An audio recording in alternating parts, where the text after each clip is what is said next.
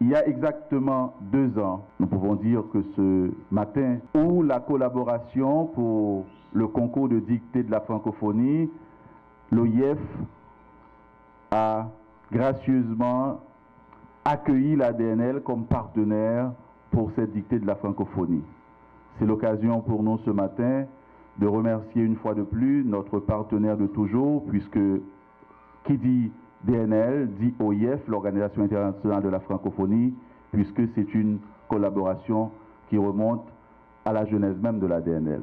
Mais pour ce concours de la dictée de la francophonie, l'année dernière, nous avons été à leur côté et cette année encore, nous y sommes. Nous sommes très heureux que vous soyez joints à nous pour remettre aux gagnants, aux gagnantes, les prix qui ont été justement octroyés avec le support de l'ambassade du Canada. Nous profitons pour remercier l'ambassade du Canada avec le support de l'OIF et nous remercions également le ministère de la Culture, le directeur général de la DNL pour les ouvrages parce que nous devons faire la promotion du livre et de la lecture publique.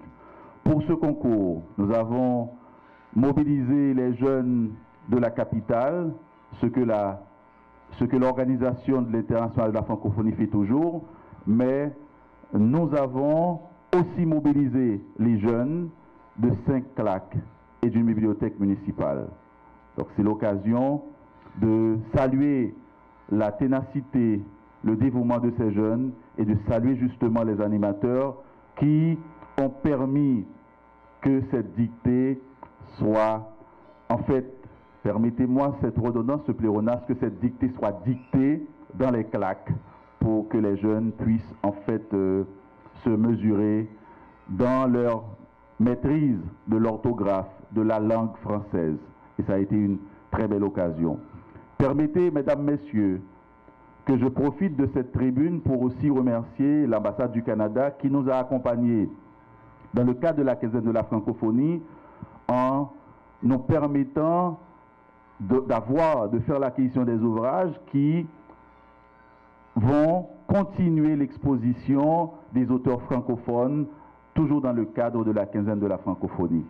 Recevez, madame la représentante de l'ambassade du Canada en Haïti, nos remerciements, nos chaleureux remerciements pour ce support et nous pensons que ce n'est qu'un début.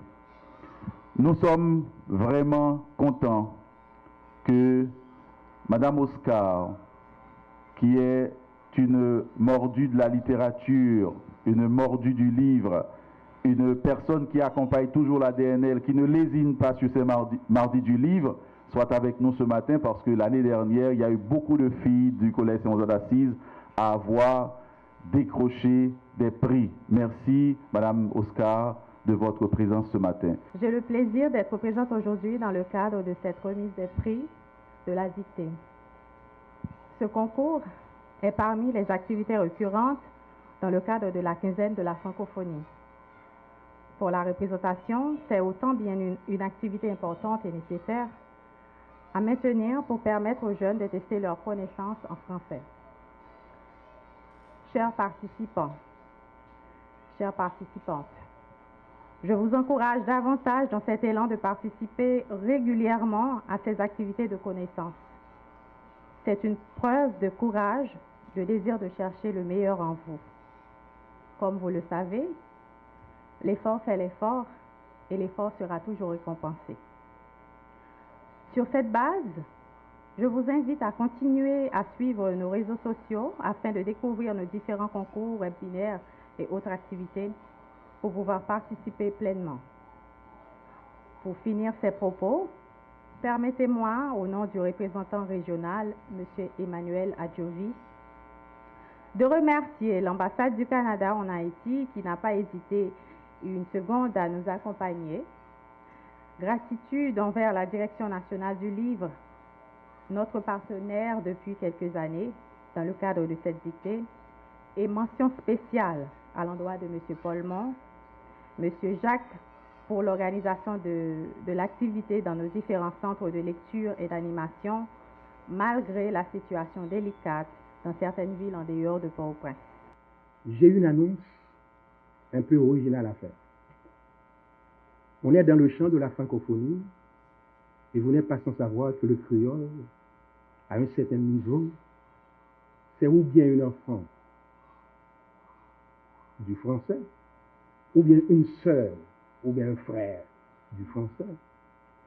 Mais de toute façon, c'est une langue qui aime le français et je suis convaincu que le français aime le créole. C'est à ce carrefour-là que je vais annoncer, dans le cadre de cette cérémonie, de la clôture de la quinzaine de la francophonie, en ma qualité de directeur de la DNN, par ma qualité de directeur du ministère de la Culture et de la Communication, parce que je n'ai pas encore parlé à ma supérieure hiérarchique, mais j'ai discuté de l'idée, de la proposition avec mes collaborateurs de la DNL, n'a lancé un concours, un festif créofolie. C'est, d'une manière générale, c'est en mois d'octobre qu'on fête le créole. Toute société, les civilisations créoles, c'est dans le mois d'octobre, d'une manière générale. N'a pas poule sur l'événement d'aujourd'hui, des dictées. Vous comprenez ça? Ma génération, cette génération à laquelle j'appartiens, n'a pas eu le privilège, encore moins la chance, d'apprendre le créole à l'école. Moi, c'est moi qui apprends tête, moi écrire toute bagaille ça. Et en qualité de cadre du directeur du ministère de la Culture et de la Communication, dans une certaine mesure, j'ai apporté l'écriture du créole au ministère. Donc je comprends qu'il y a nécessité, c'est un devoir. Pendant que n'a pas francophonie, ça le vaut, ça le mérite, ça le mérite. Pour tout profiter de créole là, chance pas pour ça. On a fait de concert. On a beaucoup à apprendre de Victor Hugo. On a beaucoup à apprendre de Voltaire. Et je suis convaincu que ce monde d'aujourd'hui a beaucoup à apprendre de nos dirigeants de l'ordre, de nos entraîneurs finaux, de Franck Etienne, de Papa Pierre, d'Alcibiade. Donc nous allons lancer un festif créofolie. Côté, il y a des questions de dictée en créole. Conte, question créole. Histoire créole. En façon pour initier cette génération, ou bien ma génération, ou bien tous ceux-là qui appartiennent à ma génération, ou d'une manière ou d'une autre, à cette génération à laquelle j'appartiens, on change tout pour entrer dans la civilisation créole. Et je suis convaincu que j'aurai comme partenaire privilégié l'OIF, l'Organisation internationale de la francophonie. Et pourquoi pas le Canada, la Suisse et tant d'autres, les États-Unis d'Amérique.